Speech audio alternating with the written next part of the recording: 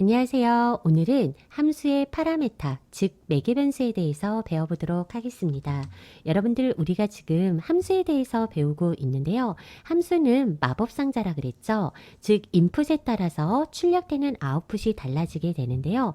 예를 들어 이 마법상자가 하는 일이 x에다가 더하기 2를 하는 역할을 한다라고 하게 되면 x의 값을 제가 인풋으로 3을 집어넣으면 아웃풋은 5가 나오는, 즉 인풋에 따라서 아웃풋이 달라지는 요 마법 상자를 만드는 일에 대해서 배우고 있습니다.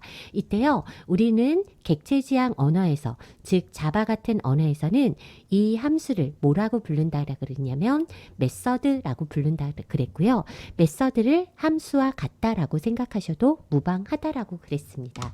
자, 그러면 우리가 저번 시간에 메서드를 만드는 방법에 대해서 배웠는데요.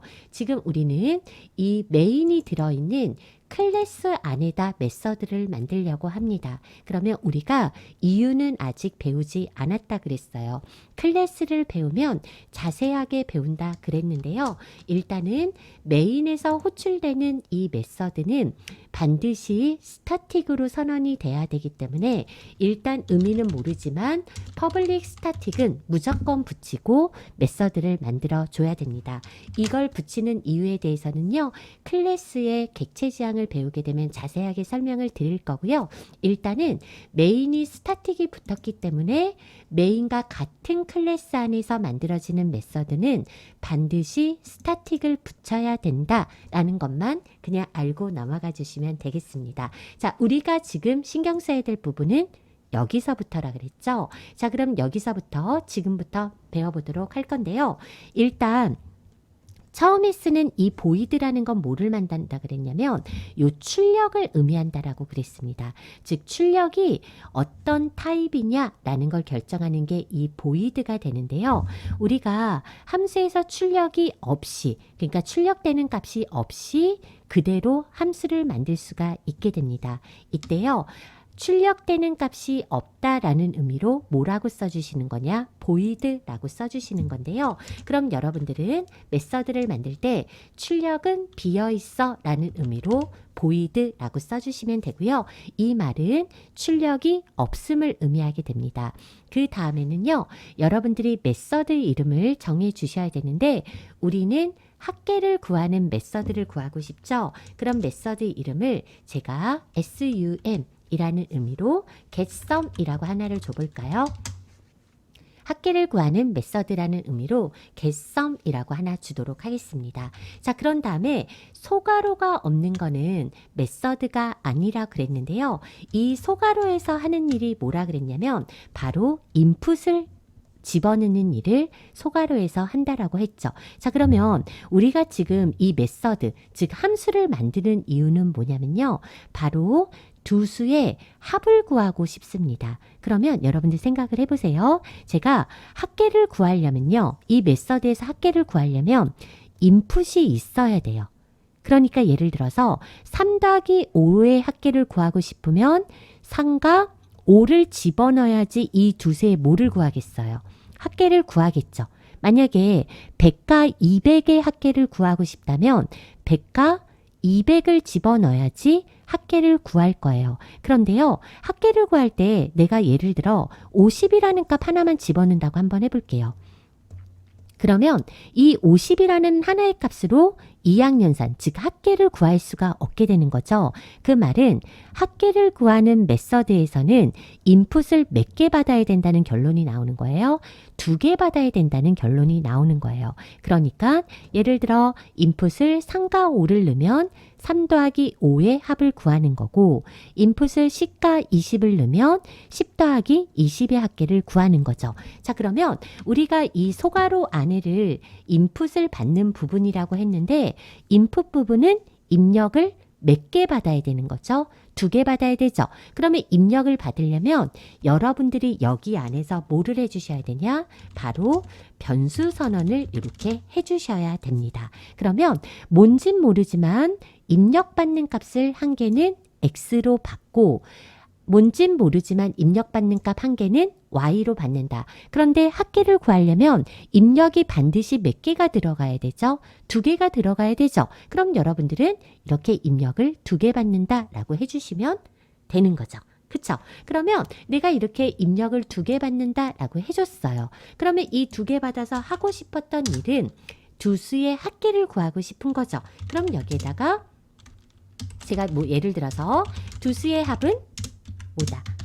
x 더하기 y다. 이렇게 해서요. x 더하기 y입니다. 이렇게 출력한다고 한번 해보겠습니다. 자, 그러면요. 여러분들이 메서드가 하나가 정의가 됐는데요. 인풋을 몇 개를 받아서 인풋 2개를 받아서 이 두 수의 뭐를 구하는 합계를 구하는 메서드가 만들어지는 거죠. 자, 이렇게 해서 메서드를 만들었죠. 이렇게 메서드를 정의를 했는데요. 아무리 정의한다라고 해서 실행되는 건 아니라 그랬죠. 실행되려면 여러분들이 이 메서드를 호출을 해줘야 됩니다. 그러면 getSum이라는 메서드를 호출을 해줄 건데요. 여기서 메서드를 호출을 해줄 건데 합계를 구하려면요. 내가 getSum을 호출을 할 때 어떤 데이터의 합계를 구할 건지 뭐를 넘겨주셔야 돼요?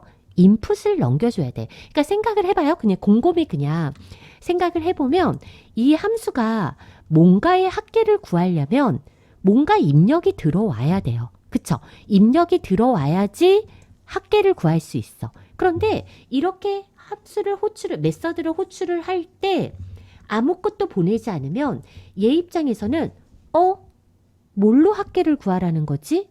얘 지금 나를 부르긴 했는데 어떤 데이터를 합계를 구하라는 건지 알 수가 없다라는 거죠. 그러니까 함수를 정의를 한다는 건, 즉 메서드를 정의를 한다는 건 뭔가를 일을 시키겠다는 건데 너 합계 구해? 너 지금 가서 합계 구해? 너 합계 구해라고 일을 시키는 건데 얘 입장에서는 궁금한 거야. 어떤 값을 가지고 합계를 구해? 궁금하죠. 그러면 여러분들은 합계 일을 시킬 때 야, n1과 n2의 값을 가지고 합계를 구해라고 해줘야 돼. 그러니까 여러분들은 이 메인에서 선언된 이 n1과 그리고 n2의 값을 가지고 합계를 구해라는 의미로 여기에서 선언되어 있던 n1과 n2의 값을 이렇게 넘겨주게 되는 겁니다. 이 말은요.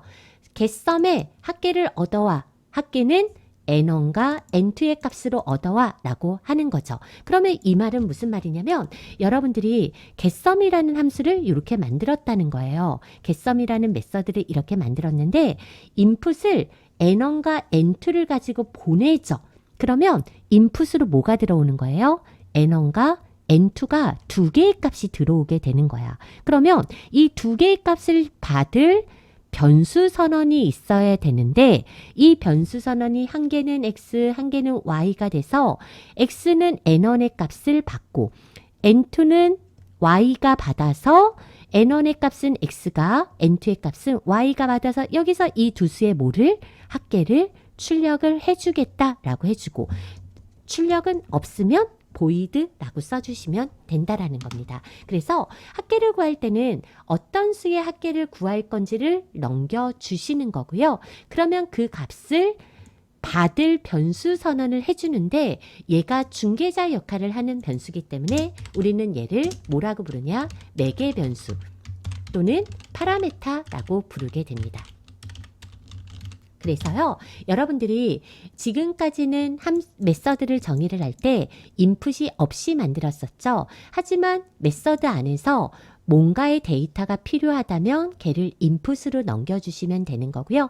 이 인풋으로 넘기는 애만큼 이렇게 변수 선언을 해서 받아주시면 됩니다. 이때 같은 타입의 변수가 선언되더라도 절대로 이렇게 연속적으로 선언할 수가 없고요. 파라메타는 변수 하나당 일일이 각각 선언을 해주셔야 된다는 것도 함께 알아주시면 좋을 것 같습니다. 자, 이렇게 하면 호출하면 점프하죠. 두수의 합은 땡땡입니다. 출력하고 끝나죠. 끝나면 어디로 돌아온다고요? 다시 여기 호출한 곳으로 돌아와서 결국은 메인에서 종료되는 원리이죠. 자, 이렇게 해서 한번 돌려볼까요? 자, 그럼 두수 입력 받았어요.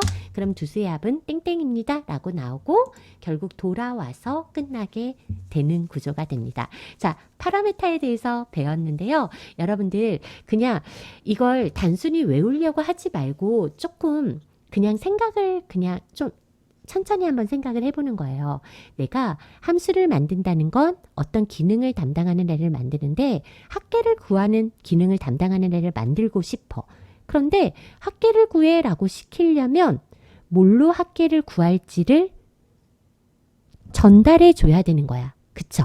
그러면 전달을 한 값을 받을 변수 선언이 있어야 되고 걔를 어디서? 요 소괄호 안에서 받아주시는 겁니다. 그러니까 전달하는 개수와 전달받는 개수가 일치를 해주셔야 됩니다. 그러면 간혹가다 저한테 이렇게 말씀하시는 분이 있는데요. 굉장히 좋은 질문인데 강사님 그러면 여기에서 N1과 N2를요. 이렇게 넘기지 않고요. 그냥 여기에서 N1이라고 접근하고 N2라고 접근하면 되지 않을까요? 이렇게 생각하시는 분들이 있어요. 굉장히 좋은 질문이거든요. 그러니까 여기에서 메인 메서드에서 선언된 N1에 접근을 하겠다는 거고 메인 메서드에서 선언된 N2에 접근을 하겠다는 건데요.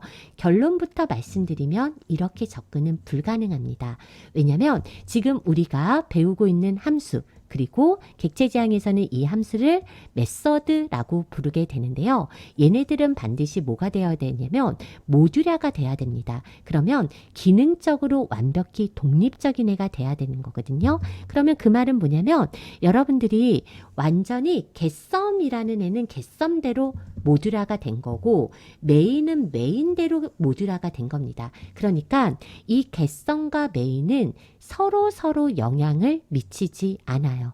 그러니까 메인에서 선언된 N1과 N2는요. 메인 동네에서 선언된 애기 때문에 얘는 메인에서만 사용할 수가 있게 됩니다. 이렇게 선언된 지역에서만 사용할 수 있는 이런 변수. 그러니까 지역이라고 하는 건 이 블럭을 말하게 되는데요. 변수가 선언된 이 블럭 내에서만 사용할 수 있는 이런 변수를 지역에서만 사용할 수 있는 변수다라고 해서 지역 변수, 로컬 베리어블이라고 부르게 됩니다. 그래서 얘는 선언된 지역 내에서만 접근이 가능하기 때문에 메인에서 선언된 애는요. N1과 N2는 어디서만? 메인 동네에서만 사용할 수 있다는 거죠. 그러면 개썸 동네에서 선언된 X와 Y는요. 반대로 메인에서는 사용할 수가 없죠. 왜냐하면 이 X와 Y는 개썸 동네에서 사용이 됐으니까 X와 Y는 개썸에서만 사용할 수 있고 N1과 N2는 메인에서만 사용할 수 있어. 즉 개썸과 메인은 완전 노는 물이 달라요. 살고 있는 동네가 완전 다르거든. 서로 영향을 미친다 안 미친다? 안 미친다는 겁니다. 자, 그러면 제가 마지막 질문을 드리고 오늘 수업은 일단 마무리 지어보도록 할 건데요. 제가요 여기에서 N1과 N2를 전달을 했죠. 즉 내가 여기서 입력받은 N1과 N2의 값으로 합계를 구해 라는 의미로 N1과 N2를 보냈습니다. 이때요 받는 변수 이름이 N1과 N2면요. 이건 가능할까요? 불가능할까요? 이건 가능합니다. 그러니까 제가 지금 마지막으로 하고 싶은 말은 전달하는 변수가 N1이고 N2인데 여기서 전달받는 변수도 N1과 N2로 선언해도 가능하다라는 거죠. 그러면 여기서 선언된 N1과 N2와 여기서 선언된 N1과 N2는 같은 N1과 N2일까요? 아니요. 완전히 다른 애입니다. 그러니까 얘는 메인 동네에서 쓰는 N1, N2고 얘는요. 개썸 동네에서 쓸 수 있는 N1, N2입니다. 그러니까 예를 들어 서울에 사는 홍길동이 있고 부산에 사는 홍길동이 있어. 둘 다 홍길동이죠. 하지만 서울에 사는 홍길동과 부산에 사는 홍길동은 이름만 같이 완전히 다른 홍길동이죠. 그러니까 얘네들은 사실 동명이인이랑 같은 거야. 이름은 같지만 얘는 개썸 동네에서 사는 N1, N2, 얘는 메인 동네에서 사는 N1, N2다라고 볼 수가 있게 되는 거죠. 그래서 사실은 이렇게 전달하는 변수와 전달받는 변수의 이름은 상관이 없다. 그러니까 메서드를 만들 때 그 전에 무슨 이름이 사용됐는지 이런 거 고려하지 않으셔도 돼요. 이 동네에서만 모아지만 않으면 돼요. 겹치지만 않으면 되는데요. 이런 애들을 우리는 지역에서만 사용 가능한 변수, 이런 애들을 뭐라고 한다? 바로 로컬 베리어블이라고 부른다라는 것까지 기억해 주시면 될 것 같습니다. 자, 이래서요. 오늘은 함수의 인풋을 받는, 즉 매개 변수를 전달하는 방식에 대해서 배워봤고요. 지역 변수의 내용까지 함께 알아봤습니다. 오늘도 고생 많으셨고요. 다음 시간에는 함수의 마지막 부분, 출력하는 부분인 리턴 부분에 대해서 알아보도록 하겠습니다. 고생 많으셨어요. 다음 시간에 또 봬요. 감사합니다.